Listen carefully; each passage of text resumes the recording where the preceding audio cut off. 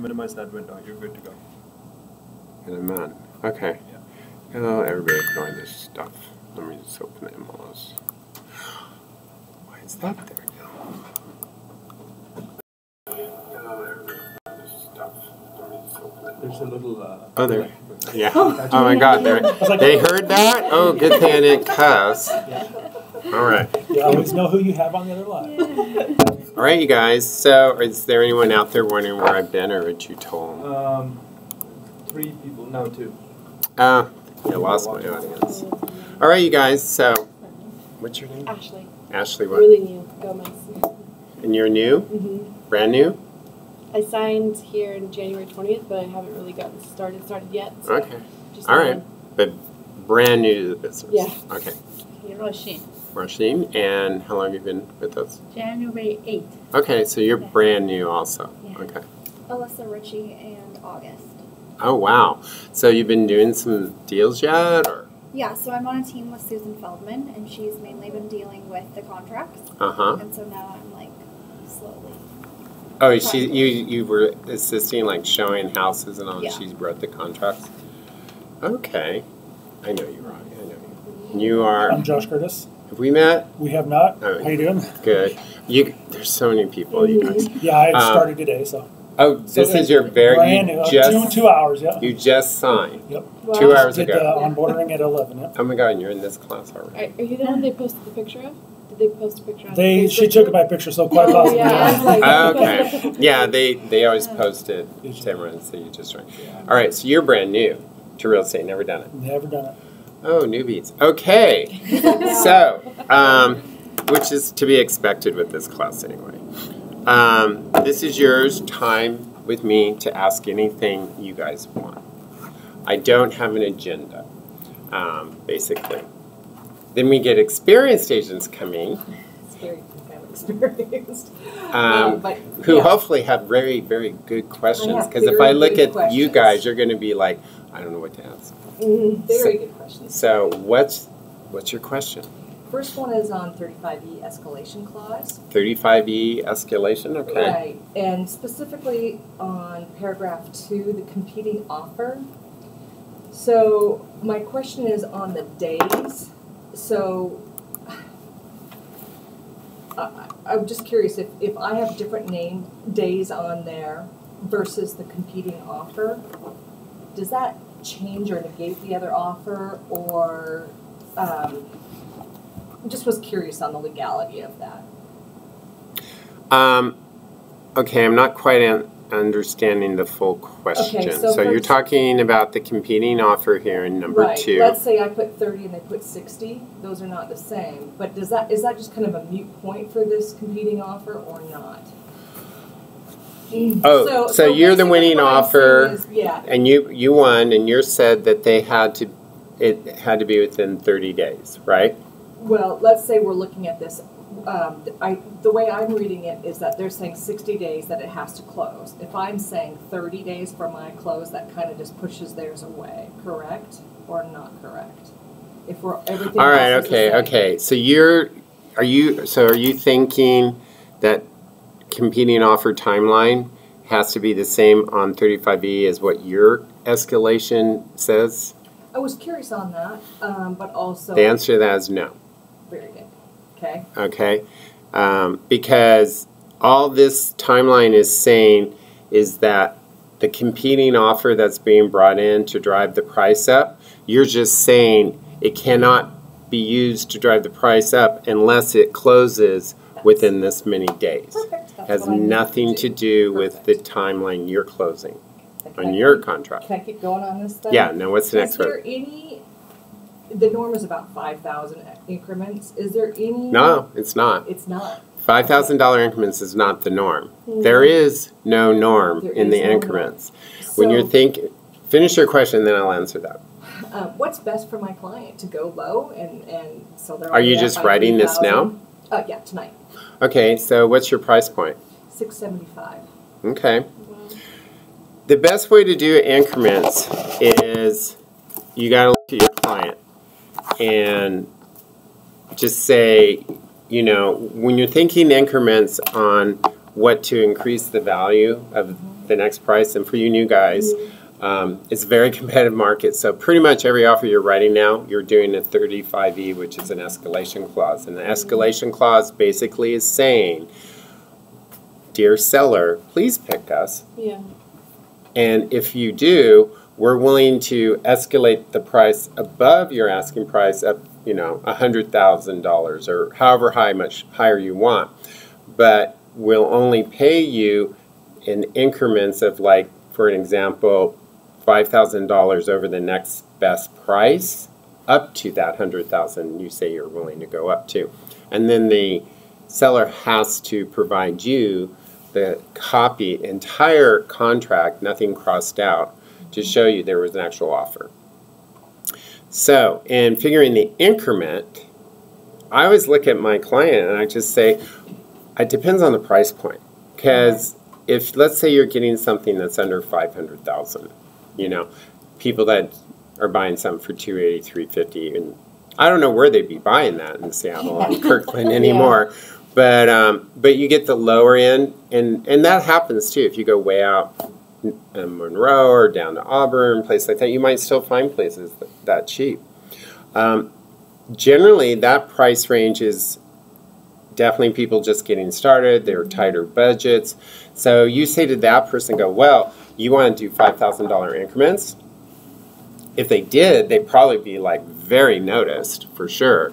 But I've seen those deals coming through, and those people, occasionally I'll see like, oh, $1,000 over, $2,000 over.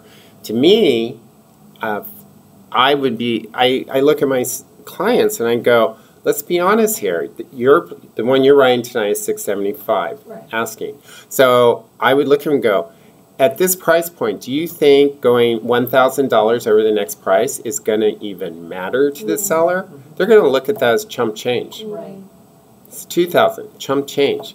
It's like there's not enough differentiation between you and the other one that they're comparing you to make it matter. Right. And the other thing you got to explain to your client is also, and you'll get pushback. You will get pushback at times, and say to them, okay, you want to do $3,000. Now I want you to just be the seller for a minute, buyer. And I just presented you this, and we're $3,000 over the next one. What's going to keep that seller saying to their agent, you know what, call the other one and ask him if they'll pay that $3,000 and add on another $3,000. Because there's just a couple things about it I like. And I can tell you, 10 out of 10 buyers will pay the $6,000 more, and you're out because you didn't put enough money in. Right. At your price point, I think 5,000 increments is the minimum. Minimum. That's, yeah. Minimum. Did you hear what I said? I did. Minimum. I also heard what you said about taking my clients into consideration. Yeah. For that. So. Yeah. I mean, the best thing you can do whenever you're talking with your clients, be it a seller or a buyer, and they're not hearing you, is always say, hey, I want to ask you something. Let's put you in their position now, especially if you're selling because you're about to buy something. How would you react if you were in their shoes and this was your scenario? Right. And as soon as you do that, I mean, majority of the times the clients kind of, bing, light bulb goes off, and they kind of realize you're probably right. Right. You know, one thing we have to think about in the current market is that the inventories are lower now than they were a year ago. Oh, yeah. So remember how competitive it was this time last year? Yeah. You got to amp it up to be competitive now.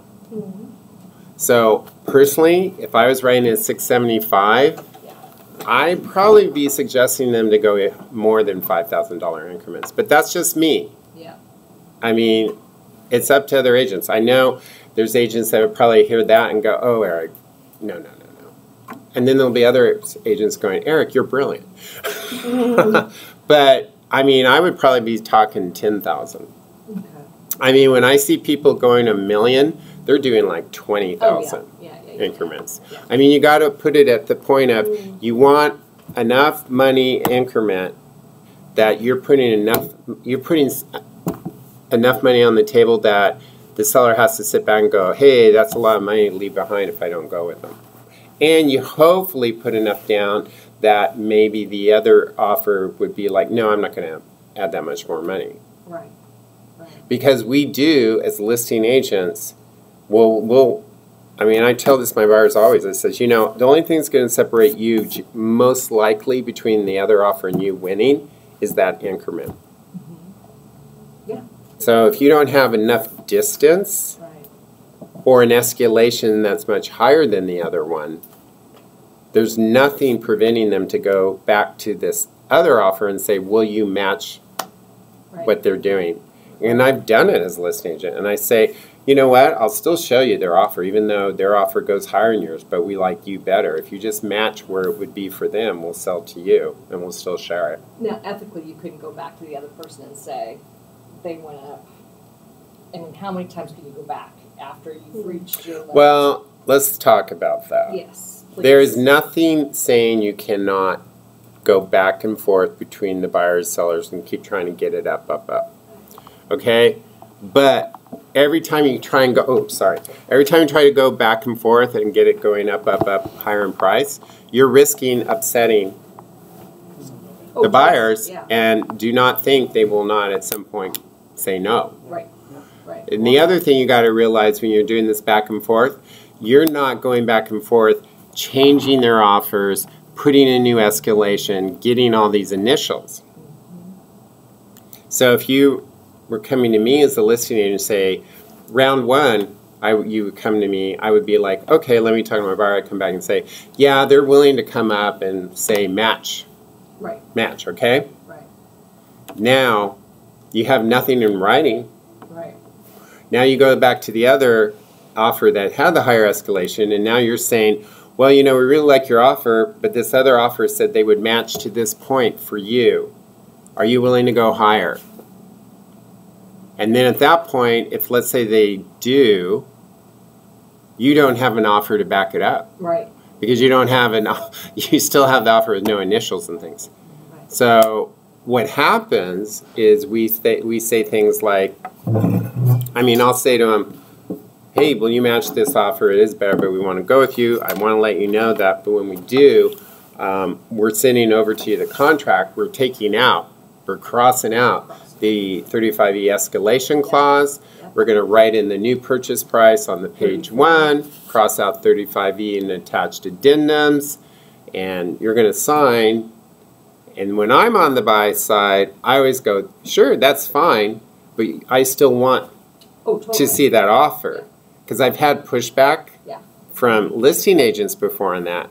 And when they're pushing back, all that does to me is signal, oh, you're bluffing me and I'm not going to fall for a bluff. I need to see the offer.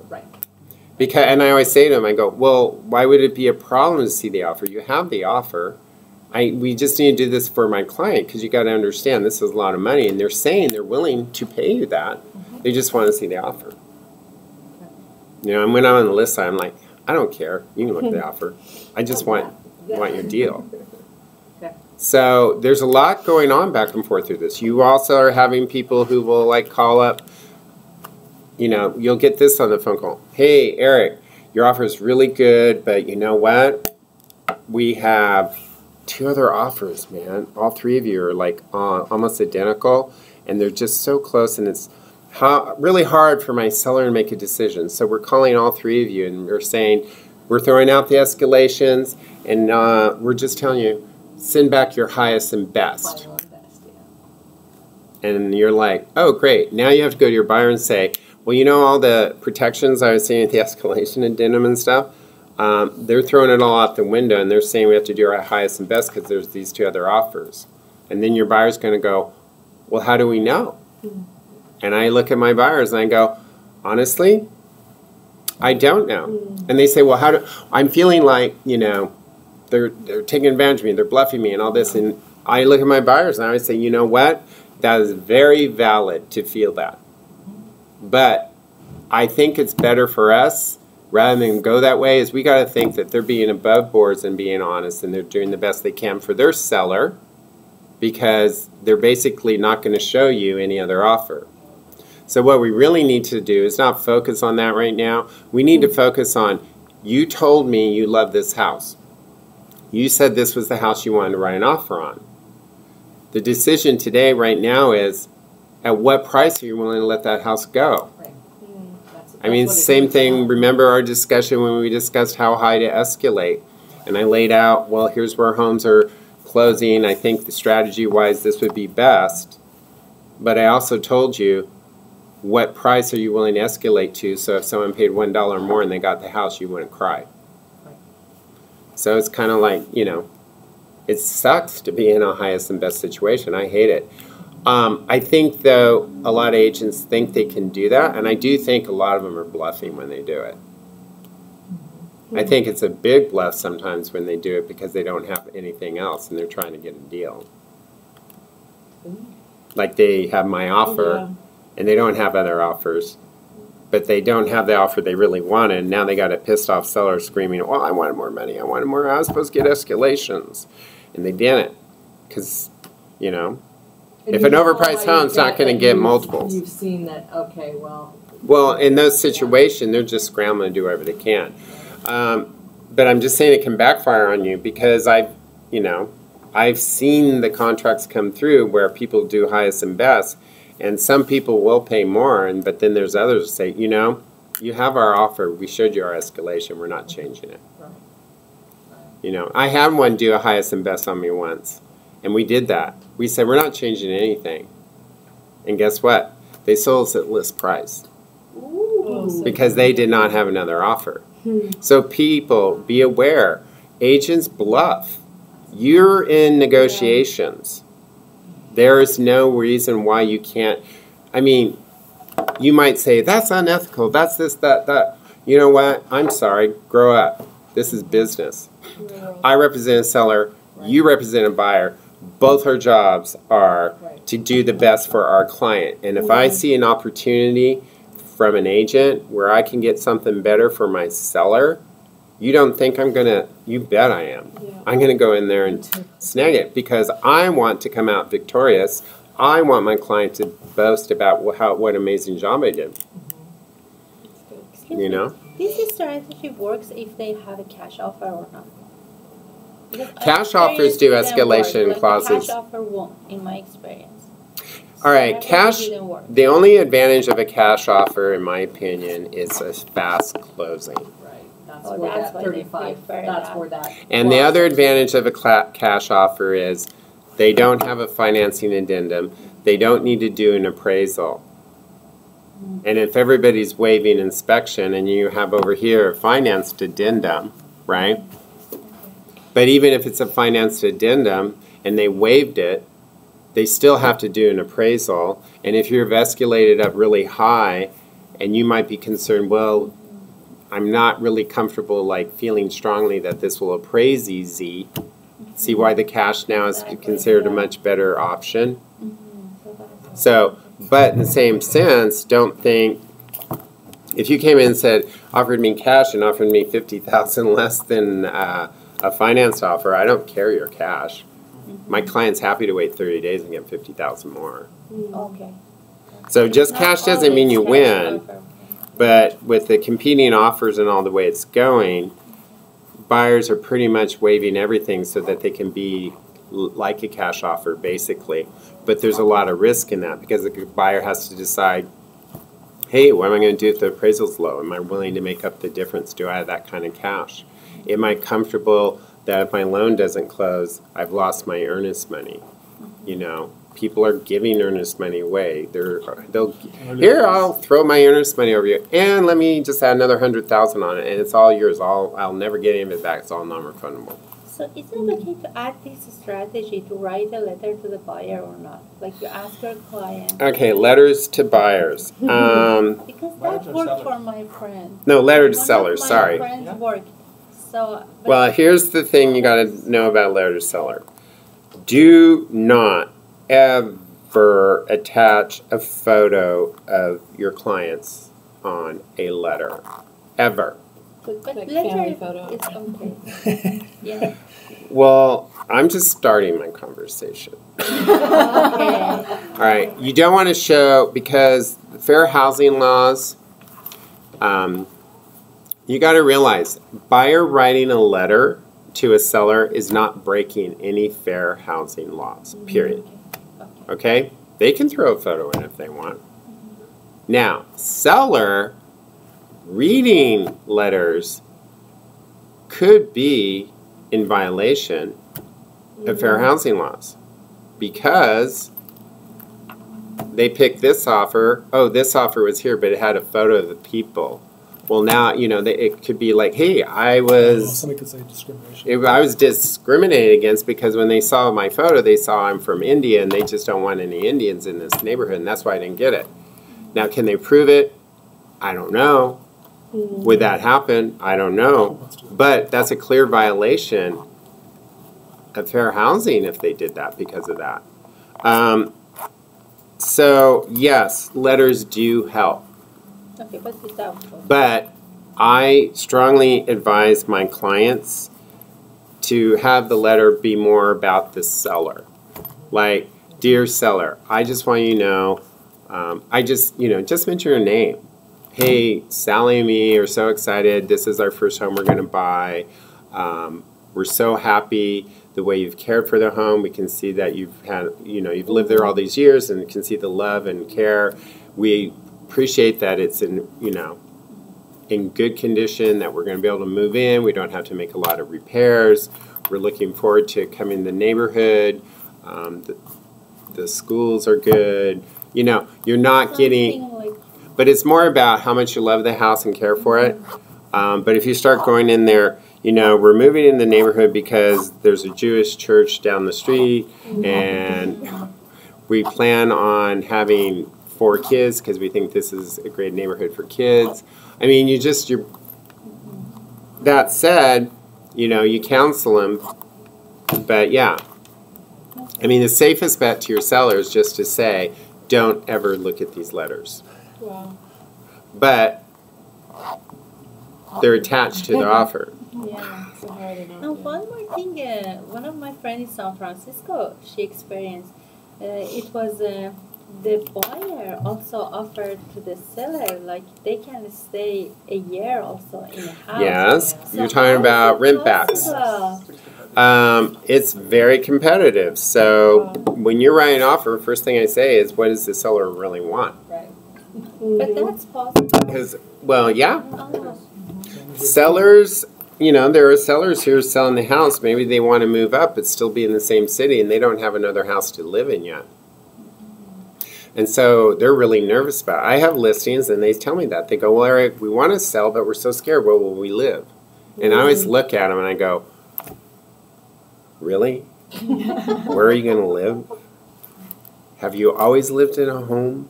Yes. What makes you think you'll be homeless now?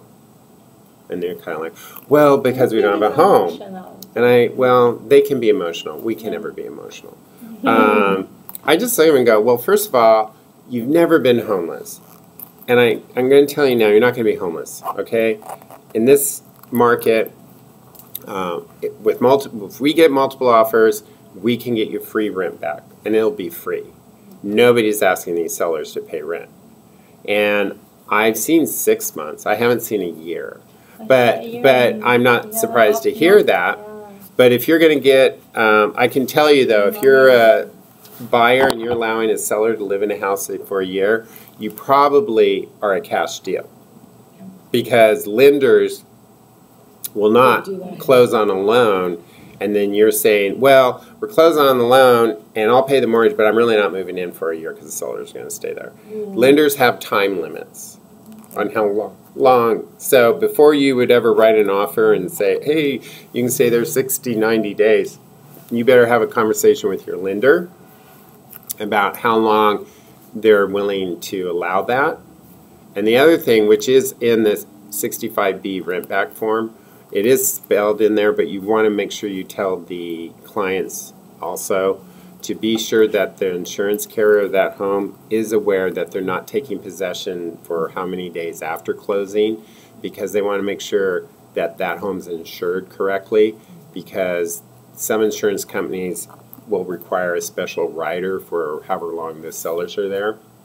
And because they have to remember, that lender and that insurance company policy attached to it is all under the assumption that once it's closed, that buyer moves in. So, and insurance companies, you know, they're aware of this. They just may want a special rider on the policy for that period. Some don't, but some do. But whoever stays there, the insurance, like, they insure the house or the... No, once you become an owner, okay, here's how 65B rent back works. And this is better be a very serious conversation you have with your buyers.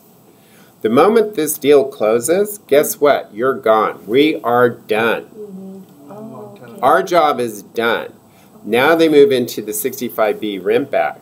And it says on 65B, they're not signing as buyer-seller. They're signing as landlord-tenant. But there is no payment. Let me finish. You can have payments. You can choose not to have payments. But your client needs to realize this is not a lease. This is a short-term rental thing. And it says, here's the day you move out. And you will get a call. These calls happen at times, not all the time, but I've had to counsel some agents through it, where they're like, my buyer's all pissed off because the seller isn't moving out. Because they said, oh, we just haven't found a house. We're not moving. Yeah, that was my next question. And they look at, and the agent's like, what do I do? What do I do? And I look at them and go, well, did you say the following? Dear buyer, when we go into the 65B, I want to let you know that you're a tenant and that if there's any complications around this rent back, like they don't want to move out or suddenly they take something out of the house that should stay there. And trust me, these are true stories. Like, oh my God, they took all the appliances, or they're not moving because they just can't find a place. And the bottom line is, I say, you can't do anything about it. And you need to tell your client that before they close and sign a 65B. You are not responsible to solve a problem if the seller / tenant does not move out of that house when that says they're supposed to move out. You mean the agent doesn't have responsibility? You. When I said you, that's you. You're an agent. Okay. Meaning both the listing agent and you, the selling agent, have nothing to do with 65B if the sellers don't move out. And if that happens, you need to be upfront with your buyer. If that happens, you're going to have to go through an eviction process. You are under tenant law, and I strongly suggest you go get a lawyer to help you do it, because the one thing I know about tenant law is if you do not cross every T and dot every I perfectly, you go back to the beginning and start the whole process again, and it could take a long time. And sellers know this. Now, has that ever happened to me on any of my rent backs? No, mine have already moved out. But I do know of stories with agents of some of our agents where there have been some issues. But where I didn't see any part for the offer to add that. So those are amendments, or what is it? Like, all right. Add it to the offer. Okay, the question is, there's nowhere in the offer that says this is all in the offer. Okay, the answer is, you make the contract. You will have you are making the contracts. You are going to have to learn all the forms out there, because you'll have if it's a residential, we all know Form 21 is going to be your first 6 pages of the contract. Now like this rent back is Form 65B. That's an addendum you're adding. Like the 35E escalation clause I was talking about, that's an addendum, you're adding it. And on the bottom of page 1 of Form 21, there's a blank space, and it says attached addendum. And you're going to put in there everything you're attaching. So, oh, we've attached 65B, we've attached 35E, we've attached 22A, whatever they are. That way they all come together, and now you have a contract. Okay. But you have to create it. You need to know the forms. All right? I reckon this will be a good time to tell them about KWRE videos that you made. Oh, do I have to? No, I was going to. Yeah. So if you go, to help you guys learn quicker, the main things, the main contract forms, you go to your KW Connect So if you go to KW, like you would to sign in,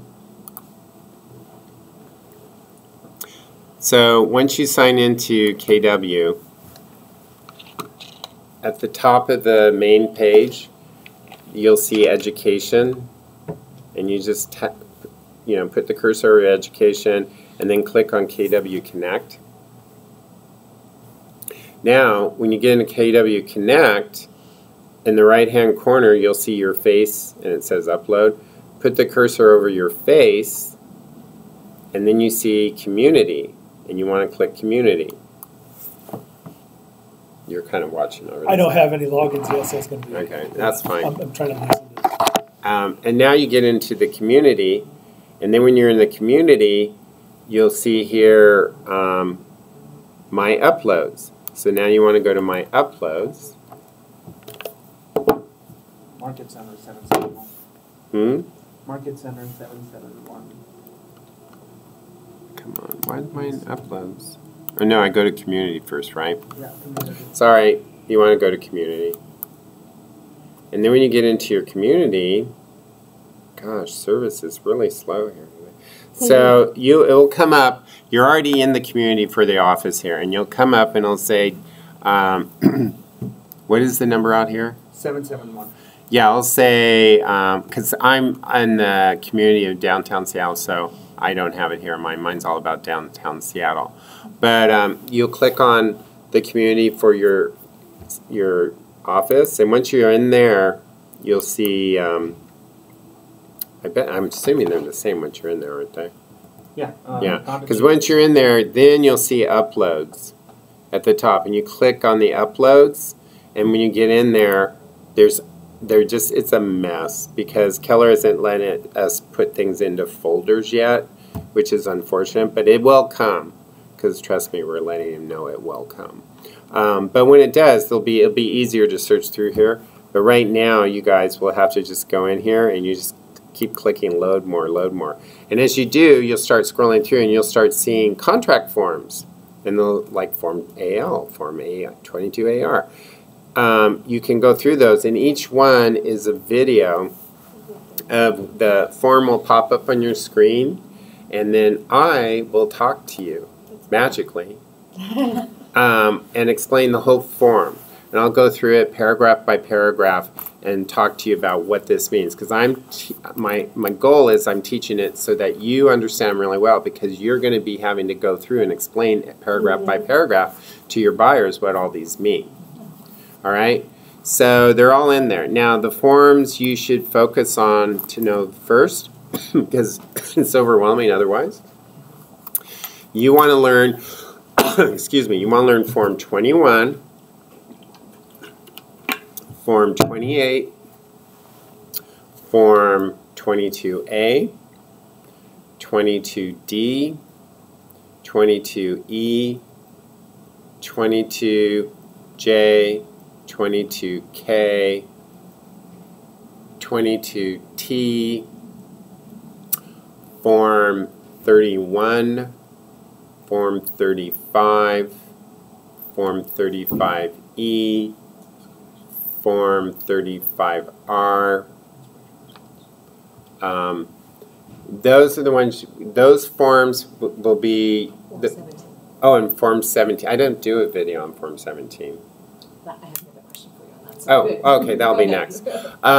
Anyway, watch those videos first, you guys, because if you get those down, all the other videos will be easy. Is there a reason why we just kind of put this like one big blob instead of the way we had it under KW? The reason is what I was saying before. The reason it's all mixed up right now like this is because of KW, not us. When they made this whole new Connect, they haven't made it capable yet for offices to go into their community and like create folders within. I get that, but previously when we typed KWRE, all these forms would be in General Connect, and all these navigation and things like that wasn't the case. Was there? This is okay, you guys. You're on a roller coaster ride for about 18 minutes. This is the new KW Connect. Why it's not certain things from the old one? You'll have to call tech and ask them. I thought Mike Holland did this. No, no, this is corporate, folks. This is not us. This is corporate. All offices are this way now. What they're doing is, rather than use KW to connect, to like go in and watch videos from all over the place and scrolling through a million videos and go, well, these are great, but I want videos about what's my community, what's my area. Because the way they do an open house in Texas is going to be way different than doing an open house here. So they've created KW Connect now, where it's like the KW Connect is the office. And we will be posting videos and things here. You can still do searches across the board for everybody, but eventually it will come that we will be able to organize this folder much better, because as things get added in here, you need to have folders. Otherwise, it's going to be really hard to find things. Okay? Now, let's talk Form 17. Well, first of all, I wanted to say thank you to Mike because the dot loop. Oh yeah, the new dot loop's They're amazing. wonderful. So Yeah. they're really good. But No, Mike works hard. He did a great job. So previously we've talked about if they did not check every single thing on this Form 17, that was kind of an out. Is that still correct for your buyers or not? Yes. Even if they Yes. signed all three. Yes. Even if it is, they said that there was a fire. All right. But they All right. don't Here do that. now, See you where I'm you going? threw in you screwed up. Sorry, Well, but you I know, did. I know. Okay, Form 17. First of all, for you guys, Form 17 is the seller disclosure. I want you to understand something. We all attach Form 17 to a contract because we make one PDF to send it in. It is not part of your contract. You do not write in your addendums on page 1, Form 17 is attached to this contract. If you did, then underwriters are going to see it and they're going to go, where's the Form 17? You do not have to show a Form 17 to a lender. You do not want to ever show a Form 17 to a lender, because once you do, that underwriter gets to read everything that seller says is wrong with that house, and if that underwriter thinks, oh, that's major, they can put a big problem out there for you, because selling you might be mutual. You've waived inspection, everyone's happy, and then they'll come back and say, oh no, Form 17 says these 5 items are in bad shape, and we're not going to close on the loan until those are fixed. And now you're like, the seller's going to go, I'm not doing it. I'm just going to keep your earnest money. Is that the same form that if the seller writes anything about mold or mildew that they can't, the other buyer can't waive it or something like that? I don't know all the numbers yet. Okay, so yeah, this is where you talk about your property. Yeah, so now here's the question. Okay. It's twofold. Yes, it is. One, if a seller does not answer every question on Form 17, can my buyer walk away because they were never given a completed Form 17? The law is every seller, well, not, I won't say the law. Anyway, every seller is required to give a Form 17 to the buyers, okay? You can't force them. If a seller says, I just don't want to do a Form 17, I'm not going to give it, then you need to explain to that seller, okay, if you don't want to give a Form 17 to buyers, then that buyer legally can walk away from this deal, get their earnest money back, clear up to the day of closing if they choose. They just have to call escrow and say, don't wire the money, we're not buying it. Because the law is you're supposed to give a Form 17 disclosure, and if you don't, the buyer can walk away. That's their recourse. The only person that's ever exempt from doing a Form 17 is the seller who's dead. Wow. If it's an estate sale of the house, you're not required to give a Form 17, because the only person who can fill out a Form 17 is the person who's alive who lived in the house. And if they're dead, the people that are handling the relatives or whoever now has the house, they don't know everything about the house, so they don't have to say a word about the house. So they're exempt. They will not be a Form 17, period. If they are married or if they're... Married has nothing to do with it. Married in the sense of, yes, if there's a wife and she's been living there, great. But let me tell you this. What if they're a married couple who just never separated? But the wife's been living in New York the last 20 years. And now the husband, he stayed in Kirkland and lived in the house, and now he's dead. But she hasn't lived in it for 20 years, but legally it's still her home. Is she exempt from filling out a Form 17? That I'm not a lawyer. And that's a huge gray area. I honestly don't know the answer to that. If it was me, I would advise the seller. I would just say, let's take a Form 17, let's just put a cross through every single page. And then let's circle that we want them to sign. Well, I wouldn't even do that. I would just cross it out on every single page and have them initial it and send it. And then I would explain to everyone who comes back to me and says, why is this Form 17 not filled out? And I said, it is filled out. Or actually, what would be even better, all the way down. what would be even better is just have them answer every question, say, don't know, don't know, don't know. Yeah, because she doesn't know. And then you would just have to explain to them, she's lived in New York for 20 years. They had separated, they just never divorced. I'm sorry, that's our Form 17. We've done what we were required. You're thinking way too much. I was showing a house. I'm sorry about that. I was showing a house. I'll get to It was for 72, and it should like for the form for the lead, like they should put it like before 72, like there are paint who are like the lead is in it. Like, oh yeah. But the owner just put I don't know, so that's everybody does. correct. Yeah. Okay. Everybody does. So it's All right, my you need to understand responsibility. what 22J is the lead-based addendum. I gave you in the list that you need to learn. Okay, federal law requires that any home built before 78 has to have 22J. This one was- All sellers will always say, we do not know if there's lead-based Yeah. paint. All sellers will say, we do not know if there's a study if there's lead-based paint. And all buyers will say, we will waive the opportunity to conduct studies if there's lead-based paint. And you know why? Because let's be honest. I look at my buyers and go, every can of paint had lead in it before 78. We all know there is lead-based paint in that house. Unless that house was completely gutted, re-sided, and rebuilt. Yeah. There is lead-based paint. So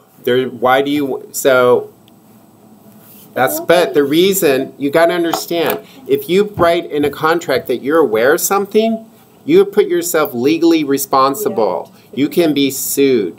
You say, I don't know, because honestly, they don't know. They're not an expert to know if there's lead-based paint in that house. They don't know if there's been studies of lead-based paint in that house. They've only been in that house for the last 5 years that they've owned it. They haven't been in the house since 1932 when it was built. But that's different than what I read on the book because it says if the Well, buyer I'm has a right. child The book's under wrong. 8, Just so get they over the need book. That. Oh, okay. But so that just put that and it's okay. Just get over. I don't know what book you read. Oh, you're reading the pamphlet, the lead-based pamphlet? The pamphlet, also the book. Yeah. The Okay. school You book gotta. talks Okay. You're Yeah. It talks a thinking. lot about it. You gotta. If Oh, the school? buyer Oh, the has book- the teaching book also talks a the lot. findings Okay. All right. Let's under talk the about real estate school right now. Okay. Let's do it. All right. Forget whatever you learned in real estate school, and now your education's begun. That's what Ashley told me the other day. All right. Okay. That's helpful. Okay. Real estate school Because I was is shocked when just I saw that real it estate said school so. is talking about generality, you know, the history, Yeah. the theory, and all that. Okay? This is reality. No one's going to say something. Why would you say yes to something unless you knew 100% it's a yes? No seller can sit there and say yes because they haven't lived in that home to know that from the beginning it was built to the now that I'm selling, the lead-based answer. But do you mention it to your buyer? Because All I right, see now, them coming do with you the mention it to child. your buyer? Okay, Yeah, here's that's what my you do. question too. Forget school. You're thinking school. I want you to leave here today. Everything you learn in school, close the book. Actually, you can throw it away. You're never going to look at it Sell again. it. Sell it. Ever. And the thing is, and I tell everyone about this school, all school is for you is you're just meeting the requirements for the state to sit and take an exam to be licensed as a real estate agent. Now your education's begun. They don't teach you contracts, negotiations, how to get a client, get leads, create database, all those things. You're just starting, okay? So whatever they told you in school, and whenever that pops up in your mind, you're like, but school said, remember to just turn that thought off and go, no, I don't care what school says. I need to talk to Eric, or I need to talk to Greg, or David, or Ashley, because they're the ones who are going to know the answers, okay? So here you don't mention it. No, you do. You need to learn also in your market center, under KW Connect, where all the videos are, there's a thing in there that will be called buyer disclosures. And there's a thing called seller disclosures. You need to open those and read them, because those you are required to give to your buyers or your seller the moment your relationship begins with them. That's called agency relationship, which is covered in law of agency. Yeah. So when you work with a buyer and the agency relationship begins, you need to give them all these disclosures. And in those disclosures is the law of agency pamphlet, the lead-based pamphlet you're talking about, wire transfer fraud, the importance of the guide to doing a home inspection, inspection referrals form. And then there's like a 7-page document that says, Dear buyer, Buyer disclosure. here's what all these different scenarios people are doing out there in this crazy market. And we want to disclose that to you right now. And we're also going to disclose to you that if you do any of these, here's your risk of what might happen if things don't go right. So that's what you do. So you're on lead-based paint. Your only requirement to federal law is I gave him a lead-based paint pamphlet for that home. It says that in the book. That's all you have to do. It's the buyer's responsibility. Now stop. Buyer's responsibility is to read those and ask questions. If a buyer is really freaked out about lead-based paint and they want to do a lead-based paint inspection, then on 22J, where all the other buyers are going to say, I waive the right to do a lead-based inspection, they can check the box that says, I'm doing one. But then I would look at that buyer and say, in this competitive market, are you freaking serious? Because you're not going to be an offer accepted, because no other buyer is going to do a lead-based study. And let's get real, buyer. There is lead-based paint in that house. The pamphlet, the way I've always explained the pamphlet to buyers, I said, this is telling you what to do if you want to strip the woodwork and remove walls, the precautions you take for lead-based paint to protect your children and your pets. And if they can't handle that, then maybe they should be looking at things built in 1979 and above. Okay? Online question. Online question. So, Lenny from Arizona asks, what about investors who have never been in the property? Do they have to fill out Form 17? She has come across a few listings that say no Form 17 because the investor hadn't been in the house. They're required to do a Form 17. They are not exempt. Now, they can choose not to do one, which obviously these investors have said, but they need to be aware, unless the buyer signs a Form 17 and checks the box, I'm waiving the right to receive a completed Form 17. If they don't, the buyer can walk. So they can make a request, that's fine. And you know where you'll see that a lot is on bank-owned properties. And they will put out there right up front, and they'll say, hey, part of writing an offer is that you have to sign the Form 17 we've put out there, and they'll put a line through every page, and they'll say you have to sign the third box, which says we waive the right to receive a Form 17. So that's probably that's what they're trying to do, like the banks, is what they're trying to do. Most likely in this market right here in Seattle, buyers will do it. Absolutely. And it kind of makes sense if they said they've never in it.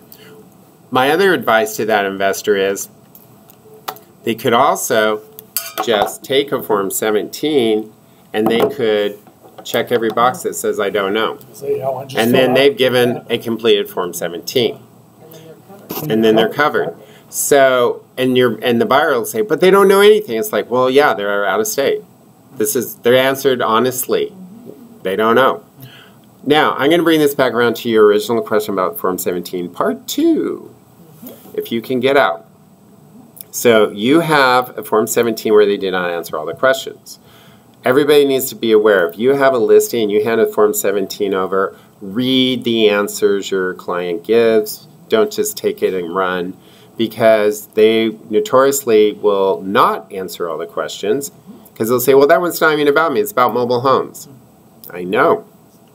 You're not a mobile home. So you need to check the box that says NA. Because if you leave any questions unanswered, that is considered a incomplete Form 17, and the buyer, you're supposed to give the buyer a complete Form 17, which means that seller has to answer every single question. Okay? Isn't that pretty much the general rule of all these?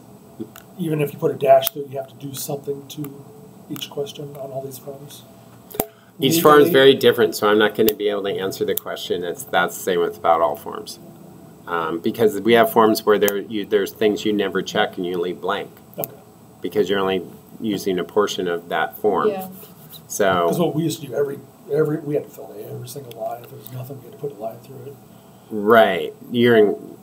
Aerospace. Forget everything you learned in aerospace. Yeah, exactly. You are now in real estate. You're in the Wild West now. There are no rules. No, there are rules. And I'm the sheriff. Just remember that. I'm the sheriff. Okay, so your situation is you have a Form 17. They didn't answer everything. And there's 3 things you can answer on a Form 17. One, we received the Form 17. We can walk away in 3 days. You sign that. That's fine. If you just sign that, yes, you can walk away. Second thing, I waive the right to walk away in the next 3 days, which you signed. That's fine too. You can walk away. But now here's the problem. You signed Section 3, which says we're waiving the right to receive a complete Form 17. So your buyer, in my opinion, cannot walk away because of an incomplete Form 17, because they waived the right to receive a completed Form 17. But you always want to preface this with your clients. Right. You are not a lawyer, and that they might want to talk to a lawyer to get their opinion, because you do not know how a judge would make a decision if that was the reason they were trying to get out. Right. Okay? Yep. Are you trying to get out on Form 17 with that situation? No, I'm always trying to figure out, like, okay, well, I see a loophole there, and Right. so Right. So that's Close it down. right. It's a loophole. right. I see lots of loopholes. Okay, this is a good one. You see a loophole, don't be a dumb agent and tell the other agent, oh, by the way, you didn't complete your Form 17. We want these 2 answers. Right. I mean, I've had buyers go, I want that box checked. And it's like the most stupid question. And I look at my buyer and go, okay, I can go out and really, spend a lot of time, get that box checked, but let's talk about that. If we leave that box unchecked, you have an incomplete Form 17, so you have a better opportunity, a loophole to get out of this. I'm not a lawyer. I'm just giving an opinion, and I'm not the expert on it, but this is all the things I've heard and read. But if you really want that box checked, we can get it checked. But if you want to get out later, I would strongly advise you talk to a lawyer first. But in this competitive offer, are you having them do 1 and 2, signing 1 and 2? All right, so here's the thing. In the market today, and it's a competitive offer, I don't know any seller who's going to say, we're not going to come with you because you didn't check all 3 boxes. If you check 1, we received it. You check 2, we're waiving the right to walk away on Form 17. I never, in my entire career, had them sign the waiver to see a Form 17 unless it was a bank-owned property. So there's no reason to do all three because you've waived the right to walk, and they've already given you a Form 17, so the seller's not looking to say, well, you need to waive the right to receive a completed one. Okay? And as a listing agent, would you be upset if they just did one instead of 1 and 2? Well, if I'm a listing agent and I have offers in front of me and your offer only said we received it, and I have 5 offers where they've waived it, well, you're just 1 check less. So I would probably, but if you're the offer I want, I would just call you up and say, here's what you're doing. You're going to check that you're waiving the right Form 17, because, and I've done that before. I've called clients, or not clients, but agents, and said, you know, we like your offer, but you're going to have to waive this, this, this. Right. Otherwise, we're not going with you. Yeah. But one more thought. Do not work with a buyer with the assumption that, well, let's go ahead and put it in, but I'll waive it if I need to. Because you got to realize that when you're competing, you have 1 shot. Do not think me as a listing agent is going to call you and try to make your offer what it should have been, because I have good offers in front of me. Don't say, it's like I tell my buyers, hey, you got to put everything on the table. It's not like they're going to call back and go, well, could you? They might, but don't think they will, because if they got another better offer, they're not going to bother you. They're going to throw you aside. So it's kind of like put everything in, you know, because I've had them before, well, I could do that, but I really don't want to do that. And I go, well, don't think they're going to call back and say, would you do it? We need to just put it all in now that you're willing to do it. Right. You know, you're willing to escalate 200,000 over, then let's escalate 200,000. Don't tell me, well, I'm willing to do 200, but let's just do 50. Right. Yeah. Okay? So in your escalation clause, are you always putting a top and a numerical? You always have to put both? The escalation clause, when you read it, says, these are 2 boxes you do fill in. It says, you are willing to go up, you're willing to go in increments of blank dollars up to a blank price. So you have to always get both numbers. Yeah, you get both numbers. Did you have a question online? Yeah, no, not online. My question, so for listing land, what are the forms that we need? You know, we need a land lip form. Yeah, generally, like, how do you go about listing, you know, residential properties versus land? What's the difference and what are the gotchas? Well, you would use the land listing, you know, lip, okay? Form 5. Yeah. There's a Form 17 for land. Okay. 17C, right? Yeah, I think so. And you'll have to give them disclosures also. 17C is Unimproved property. Unimproved property. There's a Form 17 unimproved property in there. Other than that, then that's pretty much it. So Then you put it on, you get some photos, have someone take a picture of the dirt. You might want to do, I don't know, you could do like 20 pictures, like different angles, I don't know. So You might want to do, actually that might be a good one to come in and, you know, put the camera and have it, you know, fly around. The And drone thing? yeah. I've seen some do the A drone might be cool because you could, you know, rather than, oh, here's a piece of dirt and a tree, you can take them up and show aerial of how wide, expansive it is. And, oh my gosh, did you realize there's a lake right over there? Or there's Whole Foods 2 doors down. You know, but other than that, that's pretty much, yeah, put a sign out there. Right. And, You don't need a lockbox for vacant land. Yeah, I know. So isn't that cool? Very nice. So from the buyer's side, there's feasibility study and things like that. So if I were to help my client purchase a land, what are the things that I do from A through Z? Assume that there's a land that my buyer likes. Okay, you want to buy land and you want to know A to Z for what a buyer does to buy land? Correct. All right, I will say this first. I have not done a vacant land deal myself. Okay. But I will tell you what I know. You would write a purchase sale agreement for, unimproved vacant land. Yeah.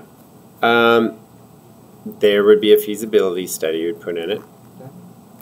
But you're going to have to decide with your buyer, what do you need the feasibility study for? Because are they building on the land, or are they just buying it because they want to have a piece of dirt, Because feasibility study, do not make it too short, because if it's vacant land, depending where it is, if it's a very rural area, they got to figure out, can we put septic in? Can we get power there? Some pretty... Is there an eagle nest there? Eagle nest, that's a good one. Protected farms or something. You would be surprised, but this state knows where every single eagle nest is. And I actually, my very first listing I ever had a slope behind it that went down to a river, and along the river was a green belt for animals to travel. This was out in Issaquah, and there was a tree, and it had an eagle nest. And we were on the market, and one day, posted on the door was from the state person saying, we just want to let you know, we know there's an eagle nest out back, and that whoever buys this house needs to be made aware of that they cannot disturb any trees within 75 feet of that tree ever. Or it's a federal crime. Wow. So, yeah, that's a good one. Still sold the house. I thought it was actually pretty cool. It made me feel good that the eagles were protected. But yeah, so you really need, here's the thing you got to watch out for, Ravi, is you do not take on any responsibility in figuring out any of these questions on the feasibility study that your client says, because you will get this all the time. Well, okay, can you help me find out if I can permit the house and if I can do what I want and all this? And you're going to have to respond, I can't. You need to do it. And the way I always tell my clients is I say, you know what? You need to talk to the city or land zoning or whoever it is you need to talk to. You need to talk to it because you're the one buying the property. I'm not. And all these questions really are going to get resolved once you start, once it's closed, once you've closed and you own it. I don't know if I'm going to be talking to the right person, and I don't know if I'll be able to explain to you and translate to you what they told me as a middleman to you. You don't want me as the middleman. You have to talk with the people directly and get the answers you want. So, can you even be on point to identify the resources and then tell them, hey... All I'm saying is that it's very clear in law of agency that if you take on something, you're claiming yourself. You are saying you're the expert, and that if you screw up, they have a reason to sue you because it was reasonable for them to assume you knew what you were doing because of what law of agency says to them. So I would not do anything to help them. You're the Tell them to go find a lawyer. No, I mean, I've had, I've had clients go, well, what about permitting? Where do I do this? And I go, I guess I would call the city and ask, well, do you know where? And I go, I don't even want to tell you who to call there because I've never called to get a permit. I know I'm an agent, but, I never have. Good land agent and get a referral fee. It's like, much more than referring it out, what if I have like 3 clients that I'm going to be dealing with? So I want to learn as well, right? Feasibility studies aren't a scary thing. I mean, if you're doing with someone who knows what they're doing, like a builder, they never ask you anything. They're just like, I want 45 days or I want 60 days. I mean, there could be 6-month feasibility study, depending on, how complex a situation it is. I mean, you got to understand, if there's any water on that property, it could be a wetlands, and they can never build any close to it. So all those things, you got to look at your client and go, I can't answer these. You have to figure it out. And I've told him, I said, the reason I can't answer these is if I give you the wrong information and you rely on it, then I've identified myself as being the expert. And I'm telling you right now, I'm not the expert to answer all those questions. I can pull this deal together, but you need to talk to the experts, and I don't know who they are. I would say a good starting point is the city or the county, whoever. Okay. Great. Question 2, if I may monopolize. So because we are real estate agents, right? So my wife and I do own rental properties. So if we, what are our roles and responsibilities? Because everything has to come through the brokerage. For example, if you find clients, is that only if we advertise those properties on the NWMLS, or even if we just put it on Craigslist and get renters? I just want to be clear so that I'm not breaking the rules. God, what a question. All right, so Robbie, you have lots of properties that you're property managing, and you don't want to break the rules. That is good. I'm glad you came here today. Here's the rules. Right now, we are not a brokerage that does property management at all. That means you cannot do property management unless you actually own the property, because that's your personal property, which is your case. You own it. That said, here's the laws, or the rules, I would say, not the laws, the rules of that we're not a property management brokerage at the moment. You have to remember separation of church and state. Your renters may never walk in this office and leave you a check. You may never conduct any kind of business for property managing your properties using your KW email. Okay. You can advertise on the MLS that you're leasing a property like anyone, and we would keep a .loop file of the listing and the lease, but that's all we need. No, is there, before you go further, Yeah. is there any mandatory requirement that I have to advertise those properties on the MLS, or can I use Craigslist or even get a friend? Oh, no. I mean, you, like any other renter, can advertise wherever you want. Okay.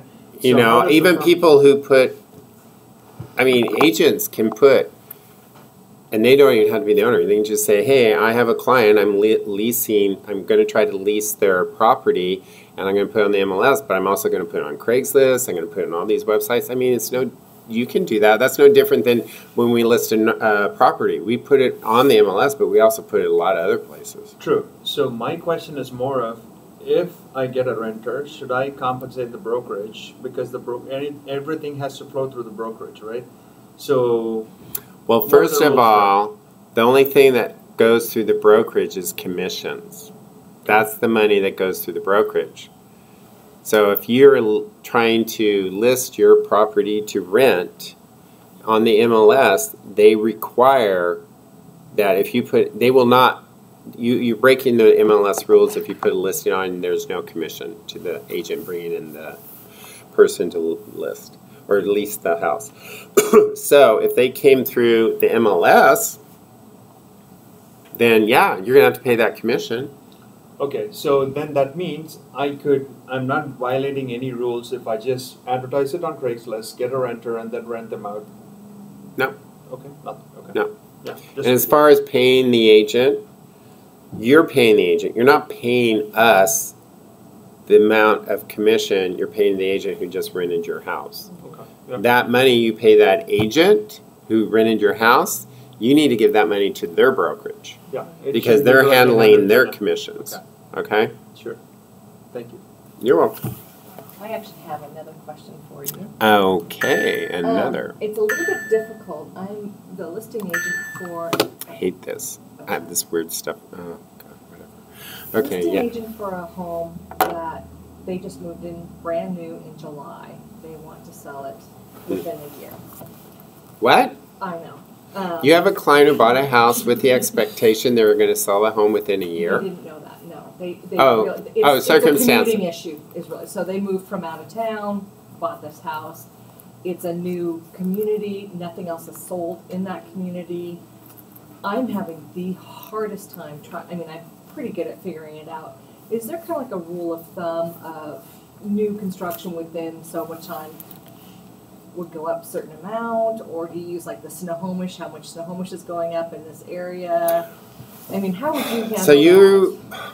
Oh my gosh. I know. So you have a client, Yeah. moved to the state, All right. ran and bought in some new development Totally. a property, and now how many months have they owned it? Since July. So they bought it last July, and now they want to sell it less than a year Right. because they don't like it because no one else. Commute is way too long for them. Right. Well, can I say something? Yes. Why didn't they drive the commute before they bought to see if it was didn't know okay? Well, Well, no, it's not your responsibility to make them do that, but I'm just like, you know what? And now they think they're going to get all their money out of this house, or they're willing to take a loss. Well, it's complicated. Okay, it's complicated, because here's the bottom line. They're probably not going to make enough money To pick this. Yeah. to get out what they put into that house, because they haven't owned it long enough. Right. Because what they need to realize is now they're in their closing costs, they're going to be paying excise tax, 1.78%. they're going to be paying commissions, Right. and it's going to eat away on all the money they put down to buy that house. Right. And they're having to pay off that mortgage. So the best way to do it is just do a market analysis like you would with anybody, Yeah, I did. It's just. and you just do an estimated net proceeds and just say, here's the reality. And then let them make a decision, and then don't you even think about it or worry about it. Because you know what? That might make them sit back and go, yeah, the commute's killing us, but we're stuck with this house for a while. Maybe we should rent it and then go rent closer to work, Right. let the equity build up, yeah. then sell it, and then buy. If that's... Unfortunately, there's nothing to rent. But so There's, hold there's on, always a hold on, place hold on, to hold on. rent. The question I have is so. In fact, we have excess inventory for rentals right now. In Woodinville? Well, I don't know They will Woodinville, know. but No, she's right. Yeah. Okay. So the question is, in this little area, these homes are about $100,000 more than the other homes that have Right. been out there. So that's what because makes it it's new difficult. construction. New construction is always more expensive than old construction, and that's just a reality. Yeah. You didn't give me the answer I wanted. Come on. What did you want me to do? Yeah, they're going to make money, it's going to sell, and you're going to find a new... I'm sorry, I can't do that. Yeah, I know. You know, you can, and you know what? Don't beat yourself up. You are not responsible for your clients' mistakes.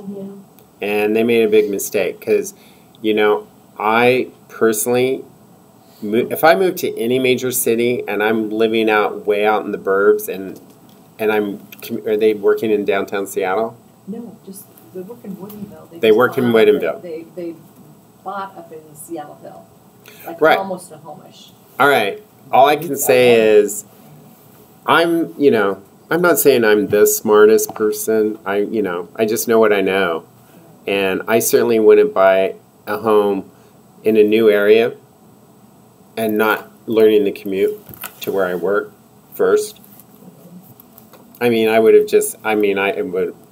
not a morning person, but if I had to, and brutally, I would get myself early enough out of bed to drive where the home is that I want to buy, and then I would drive from there at whatever horrible hour of the morning that I would normally leave that house. So thinking, how long it takes to get, so I was there, let's say at 7 to leave, or though if they have to be at work at 7, then I'm getting, oh God, I just wouldn't do it. But, they should have, and I've told clients that before, like in Seattle, if I have clients looking in Ballard, and they tell me they work out in Microsoft in Redmond, I mean, I've told clients before, I said, you might want to get up early and do the commute, like drive over to Ballard and then commute to work one day so you understand what your commute will be if you live in Ballard. Same thing is if they're looking in West Seattle and they're going to go work at Microsoft, I go, you really should do that one morning before you buy that house.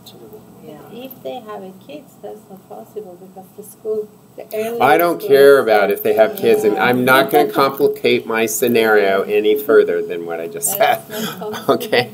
Yeah, it's complicated. That's not possible. Yeah. I mean, and if they're looking to you, I mean, are they looking to you as like, why didn't you tell us this? No, gosh, no. Yeah. I met them after the fact, and now they're looking to Oh, buy. you didn't help them buy it? No, Oh, heavens they're no. coming to you to sell it? Yeah, they're like trying to have me fix the situation, move in closer, and then sell their house that they bought brand new a year ago. And can't they rent the house, or is that the problem? No one rents out there. Yeah. I'll talk to them about it, but I don't think they want You know to. what? I mean, some people are willing to take a lot. All you can do is tell them the facts. Yeah. Lay them out, and they have to make the decision for them. You can suggest some scenarios. You can say, well, here's scenario 1. We sell the house, but you probably will lose some money from what you put into it, but that might work for you and then get you in a new home. Right. Or we might get you in a new home and rent that home if that's possible, if the lender will allow it. Yeah. But they got to get the answers. You just present the facts and let them know. Figure it out. Facts. That's all. Huh? I just don't like the facts. It's not about if you don't like the facts. Yeah. Yeah. Our job is not about liking or disliking the facts. Our job is, these are the facts. How can we work with this? Right. Yeah. Thank you. You're welcome. Have I scared you newbies enough to go, why the hell am I in real estate? No way, man. It's good, practical, facts, yeah. Good. Okay, Rod, you have a question online? No, No, you just have a question. Yeah, I have a question. Okay. So, just to be clear, I've not yet gone through Form 17C. Is that what we use for land? I just had. It'll say unimproved land. Yeah. Yeah. 17C. Because it's asking things like, are utilities to the property, things like that. Got it. And it's not commercial, so if it was commercial, it'd be CC. Because there's also a definition of the word timberland. When I searched for land, talks about timberland. I'm not sure what that is. If it's is it commercial land or is it regular? If you're Then gonna it's chop down the 17C. trees and sell them, I think that's what timberland. So it's just the 17C. Yeah. No, I was just looking at the manual, and then it had the definition of timberland. Just for so residential. Oh, okay. My friend what- asked, she's looking for the commercial to rent. Right. Can I rent for her? Once you become a licensed real estate agent in the state of Washington, you may do residential deals in the entire state of Washington. It's not just here, the entire state. You also are licensed to do commercial. You can do commercial too. Okay. But the sale goes together? Like Your real estate license covers all of that. Oh. You can do commercial, you can do residential. But you need to be aware of that, we're teaching you the MLS and all these things, right? There's actually an MLS, SEBA, for commercial. And we are a member, our office of, CEBA. Commercial Brokers Association. CIBA? CBA. CBA, And Commercial you Broker have to go to Keller Association. Williams to be approved to be a commercial agent. So You have to be CBA. CBA. Okay. It's about it's another cost. You have If you want to help your friend, find a place to do a commercial lease, I will give you the names of a couple agents in our office who do commercial, because I strongly advise you need them there to mentor you or help you, or have them do the deal. You take a referral fee or something and let them teach you, because it's different than residential, especially since they're not buying a building. Yeah. They're just they're running. doing a lease, and so you'd be negotiating a lease, which is a very different lease than of a home lease. So you don't want to do it your first time out alone. Okay, so And also, I've had other agents just for you to say that, hey, I can do commercial, and then I just ask them, are you qualified?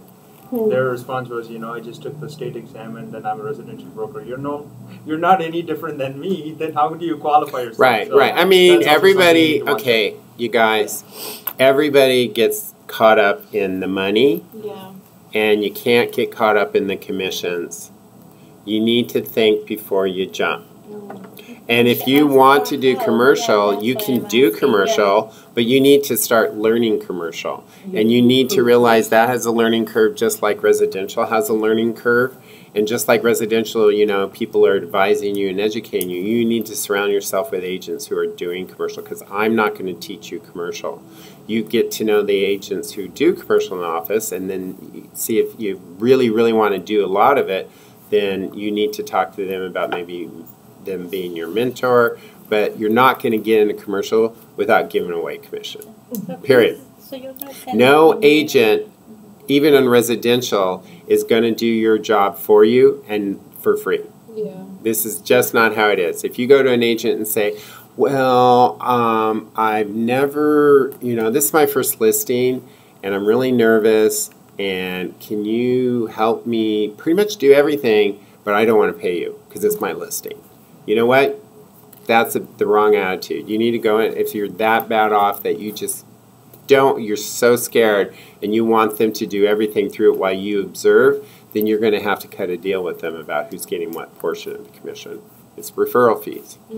Yeah. So like you could, I mean, I can tell you some commercial agents in the office, you can talk to them, and one, you could say, here's my friend, blah, blah, blah. I would, you know, I just want a referral fee out of this, and observe you the whole way through it, so I could get a feel of what you're doing, so I understand it.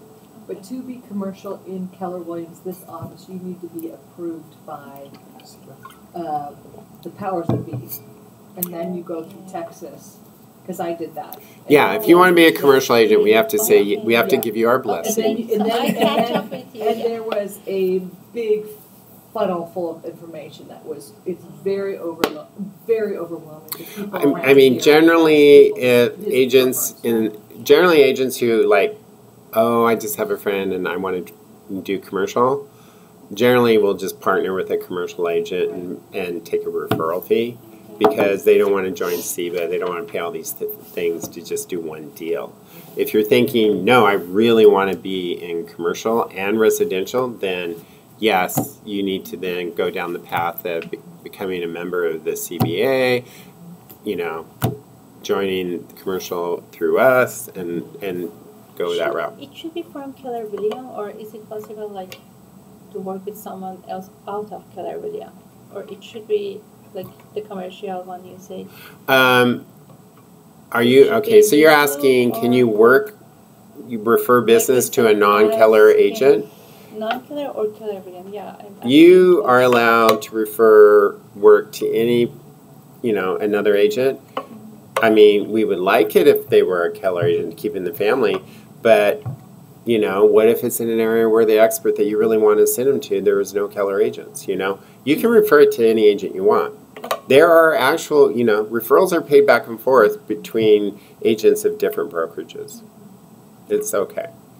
Just that with the referral platform that is coming, you'll be able to track with Keller Cloud the work that's going on.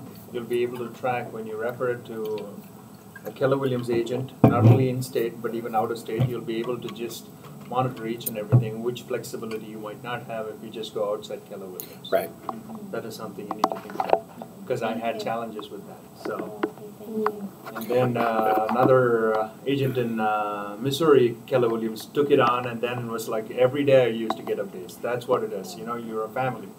So that loyalty will pay big time. Yeah. Very much so. Yeah.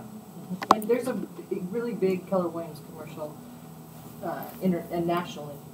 And it's, Yeah. it's huge. Yeah. When I was looking around, I saw. Yeah, and the education is very good, but I mean, it's something you want to do full yeah. time. I mean, commercial is a very different animal than residential. Very different.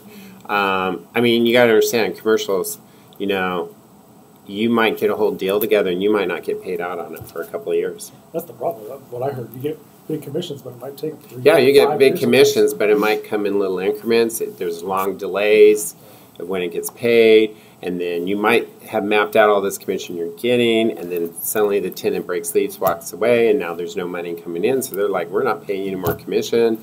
It's just a problem. For me, not something I want to get into. I walked away from it. I'm having more fun doing this. Really? Yeah. I'm having a ball doing this. Yeah. But, you know, I know successful commercial agents, and they love it, and they do very well.